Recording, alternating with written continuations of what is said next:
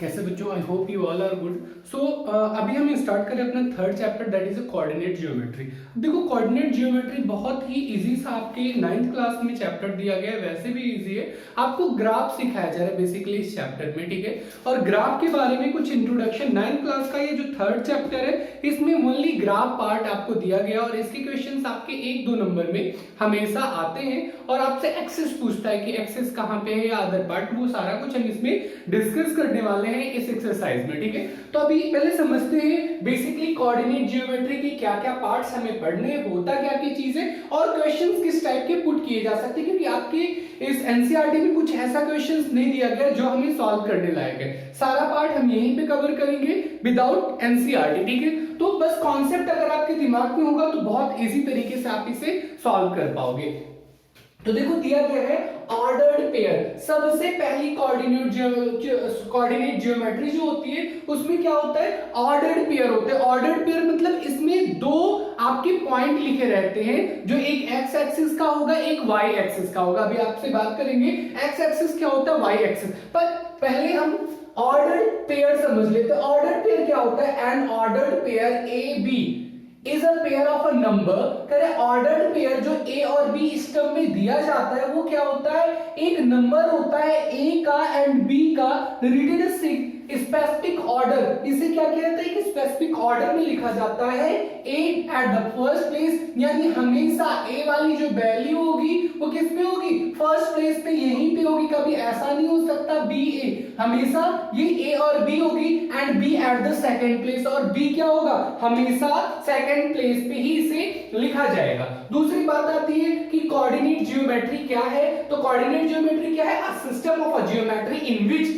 करें एक जियोमेट्री का सिस्टम है। जियोमेट्री आप लोग बहुत पहले से पढ़ रहे हो फ्रॉम द 6th क्लास। करें जियोमेट्री में क्या है, एक सिस्टम है in which the position of a point, जिसपे पोजीशन ऑफ पॉइंट जो भी दिया गया ए और बी का, लाइक 5 दिया गया है, 6 दिया गया है, -3 दिया गया है, 2 दिया गया है, ऐसे टाइप के पॉइंट ऑन द प्लेन। अब बात आती है प्लेन क्या होता है, वो भी हम पढ़ते हैं। Correct, is describe using an order of a pair number, और जिसे किससे डिस्क्राइब किया जाता है, ऑर्डर ऑफ पेयर नंबर्स। यानी ये जो ऑर्डर ऑफ पेयर नंबर हमने लिखा किस फॉर्म में, ए और बी के फॉर्म में, इसके थ्रू से क्या किया जाता है, एक्सप्लेन किया जाता है, एक्सप्रेस किया जाता है। दूसरी बात आती है एक्सेस क्या होता है। देखो ये आपका ग्राफ पार्ट होता है जो हम 6th क्लास से देखते आ रहे हैं। ग्राफ पार्ट में क्या होता है, 4 पार्ट आपके होते हैं, 4 कोऑर्डिनेट्स होते हैं फिल्में, जिसमें फिलहाल अभी एक्सिस हमें पढ़ना है। तो एक्सिस देखो, इस साइड एक्स होता है, इस साइड ये आपका सेंटर पॉइंट ओरिजिन आप बोल सकते हो या 0 बोल सकते हो, यहां से 0 होता है, यहां से ये स्टार्ट होता है numbers 1 2 3 4 5 6 7 and so on. Arrow लगा इसका मतलब आगे कंटिन्यू चलता जा रहा है। इस टाइप सारे पॉजिटिव नंबर्स होते हैं। यहां पे x डैश इसे बोला जाता है। x डैश क्या करता है, contain all the negative numbers.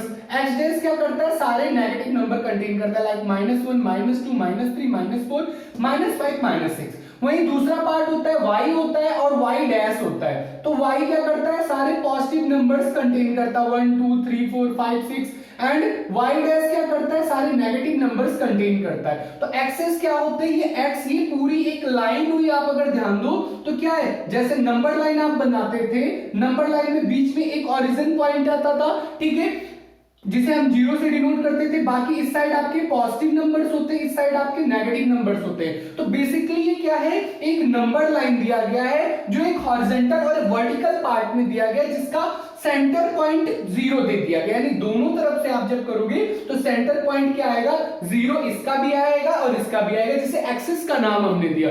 इस वाले पार्ट को x और x डैश बोला गया, इसलिए इसे x एक्सिस बोला गया। इस वाले पार्ट को y और y डैश बोला गया, इसे y एक्सिस के नाम से जाना जाता है। तो ये क्या होते हैं, दो क्या होते हैं, न्यूमेरिकली होते हैं। एक्चुअली यहां m कर दिया है, न्यूमेरिकली, ठीक है, सॉरी म्यूचुअली है, ठीक है। दो क्या होते हैं, म्यूचुअली परपेंडिकुलर होते हैं, जो क्या करते हैं, रेफरेंस कहते हैं किस चीज को, लाइंस को, विच क्या है, the position of a point in a plane. अब इस पार्ट को प्लेन बोला जाता है। ये जो पेज टोटल आपका आता है, ये जिस पार्ट पे आप इसे एक्सप्रेस करते हो, रिप्रेजेंट करते हो, वो पार्ट क्या कहलाता है? प्लेन कहलाता है। ठीक है, वो पेपर जो आपके लाइन वाले पेपर आते हैं जिसमें एक बक्सा, कई सारे बक्से आपस में ऐसे जुड़े होते हैं, उनमें कई सारे लाइंस होती है, एक्चुअल 10-10 लाइन होती है एक पार्ट में, एक हाफ पार्ट में 5 और ऊपर के पार्ट में 5, दोनों मिला के 10 लाइनें खींची हुई होती है पूरे बॉक्सेस में, तो वो पूरा पार्ट क्या कहलाता है? प्लेन कहलाता है। ठीक है, इज डिटरमाइंड, जहां पे ये डिटरमाइंड किए जाते हैं। नेक्स्ट पार्ट क्या है? कोऑर्डिनेट प्लान क्या है? देखो कोऑर्डिनेट प्लान मतलब क्या है? Correct, the plan the plane which hold the, कर ऐसा पार्ट जो क्या करता है? होल्ड करता है कोऑर्डिनेट एक्सिस को,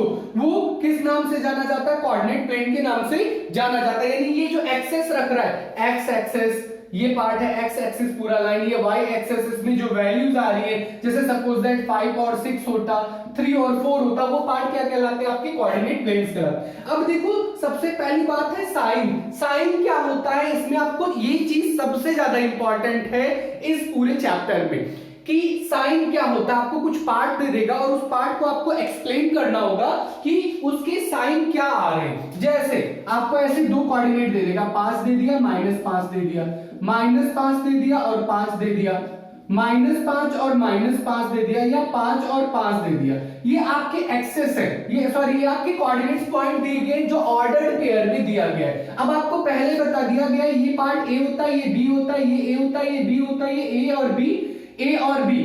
ठीक है, ये पार्ट आपको पहले बता दिया है कि ऑर्डर इसका चेंज नहीं होगा।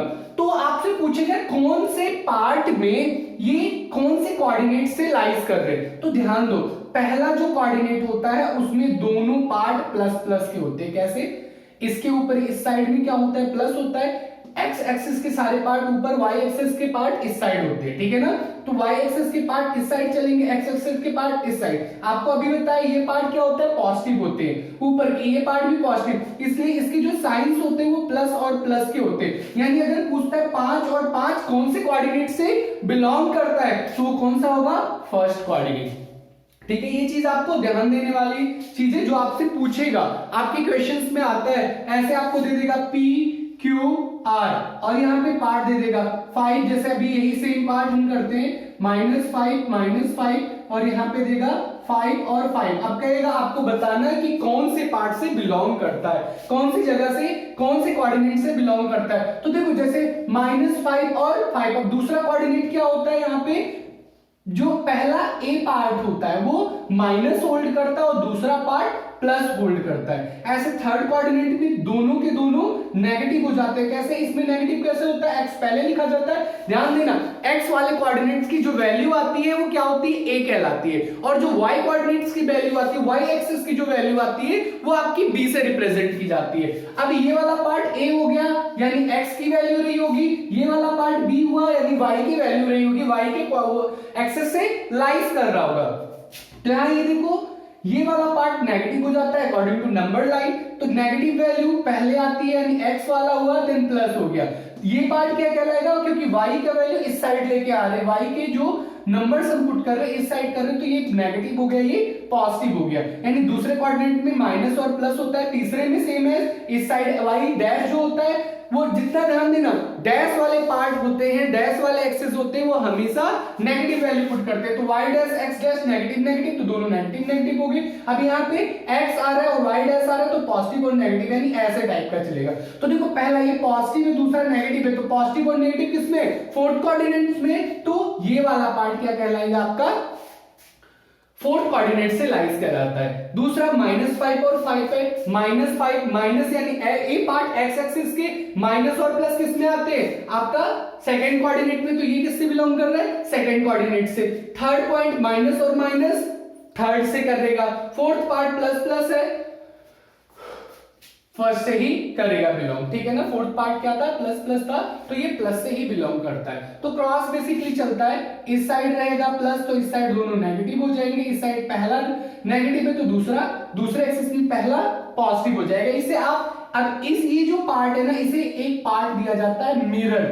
ठीक है ना। मिरर एक्सिस आपको बोल दिया जाता है कि मिरर एक्सिस चेंज करके दिखाओ। तो ये जो क्रॉस दिखा रहा है ना एक्चुअल, ये मिरर पॉइंट्स दिखा रहा है। Mirror point in the sense आपसे, अब ये पार्ट मैं ऊपर का इरेज कर रहा हूं ताकि आपको मैं सही तरीके से आगे के पार्ट को समझा सकूं।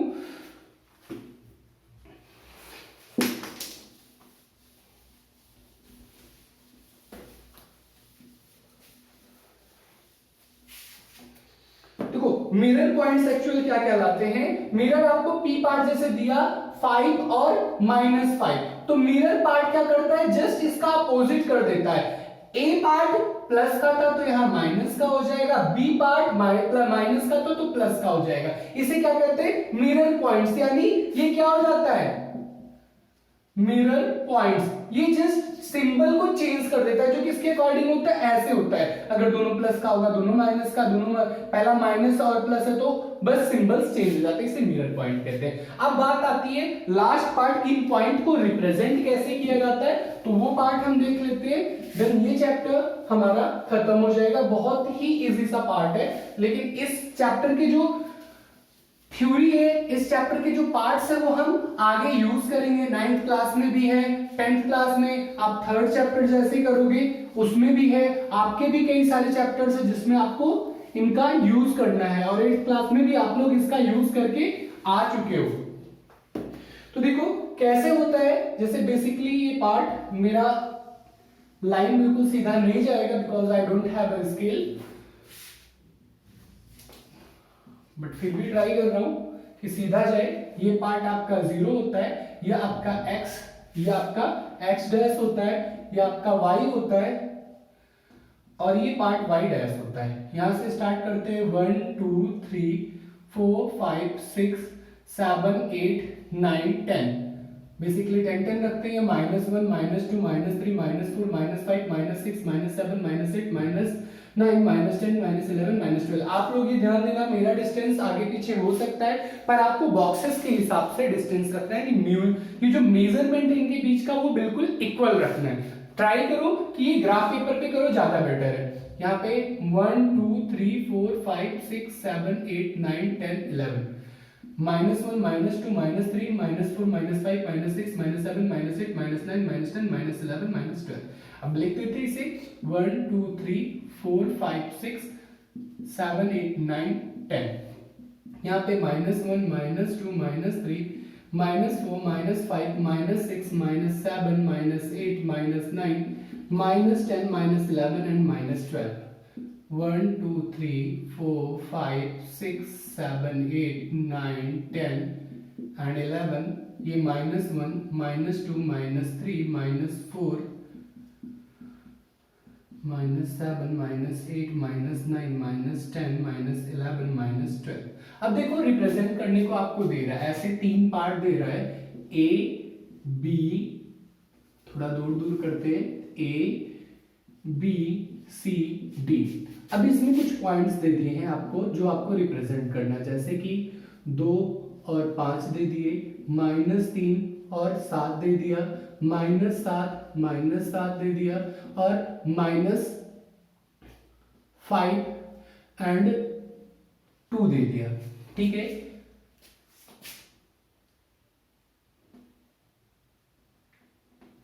-5 और -2 कर देते हैं, सारे कोऑर्डिनेट्स कवर हो जाएंगे। अब आपको ध्यान देना है, सबसे पहले ए को रिप्रेजेंट करना है आपको।